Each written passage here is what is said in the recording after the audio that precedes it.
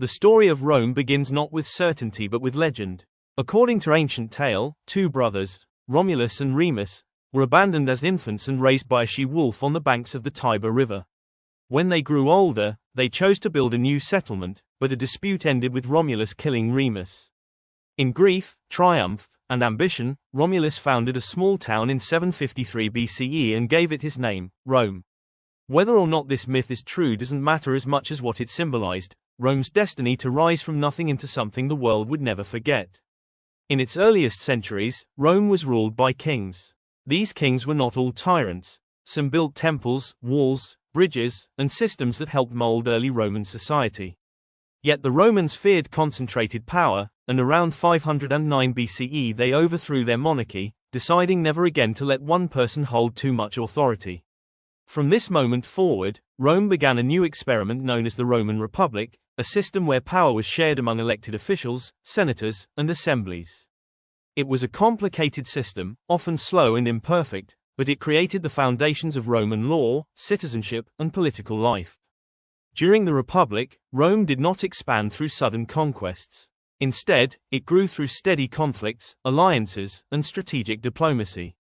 Rome first dominated the Italian peninsula, battling rival tribes such as the Samnites and resisting the ambitions of Greek colonies in the south. But the real test of Roman power came when Rome clashed with Carthage, a wealthy maritime empire in North Africa. Their confrontation, known as the Punic Wars, lasted over a century and pushed Rome to its limits. In the second of these wars, the Carthaginian general Hannibal crossed the Alps with elephants, striking fear into every Roman citizen. Yet even after devastating defeats, Rome refused to give up. Through determination and relentless military discipline, Rome ultimately won, destroying Carthage and establishing itself as the dominant force in the Mediterranean. Victories brought wealth, slaves, and influence, but they also brought corruption, inequality, and political chaos. Generals became more powerful than senators, and soldiers grew loyal to individuals rather than the state. Civil wars erupted. Leaders like Marius, Sulla, Pompey, and Crassus competed for dominance, reshaping Roman politics with violence.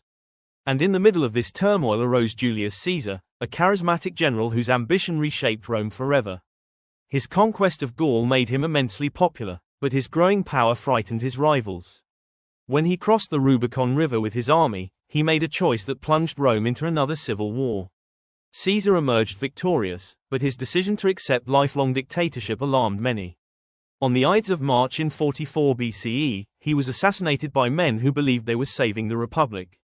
Instead, they killed it. A new struggle for power followed, ultimately leaving Caesar's adopted son Octavian as the last man standing.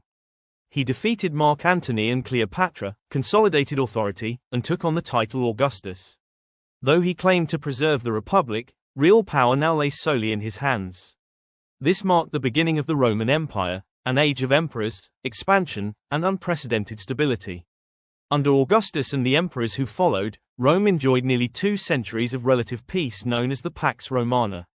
Roads stretched across Europe, aqueducts carried fresh water into cities, and a system of law and citizenship unified people from Britain to Syria. Trade flourished, architecture reached new heights, and Rome became a cultural crossroads connecting ideas, languages, religions, and traditions.